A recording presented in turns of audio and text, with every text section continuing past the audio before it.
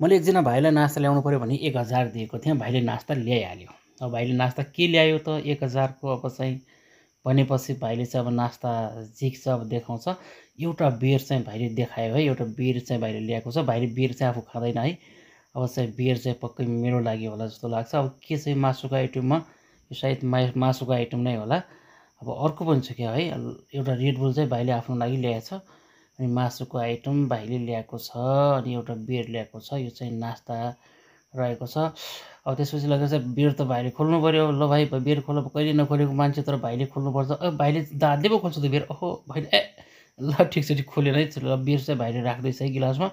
त्यसपछि भाइले अब चाहिँ कहिले बेर नखाने गिलासमा नराख्ने मान्छेले चाहिँ आज ल भाइ राख भनेको, ल बेर त भाइले मजाले गिलासमा राख्यो। अलिकति फिस चाहिँ आयो है बेरको। यति गर्दै भाइको फोन आयो कताबाट। भाइले फोन गर्दा गर्दै अब हेर त भाइ फोनमा व्यस्त भइसकेको। यो बाहिरको वातावरण रहेको छ साथीहरू, हाम्रो घरको छतबाट एकदम राम्रो भ्यू देखिन्छ है, तपाईँ पनि हेर्न सक्नुहुन्छ। अनि त्यसपछि लगेर चाहिँ भाइले ल्याएको आइटमहरू रहेको छ साथीहरू। अब भाइले आइटममा चाहिँ मासुका आइटमहरू ल्याएको छ। अब चाहिँ भाइले मासु चाहिँ देखाउनु पऱ्यो के ल्याएको छ भनेपछि यो मासु नै रहेछ। अब अर्को के छ भनेपछि अर्को पनि मासु नै रहेछ। भनेपछि 2वटा मासु रहेको छ।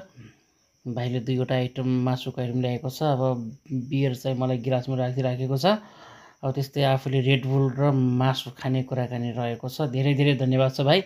एकदमै चाहिँ भाइले चाहिँ नास्ता ल्याएर चाहिँ आएकोमा धेरै धेरै धन्यवाद है।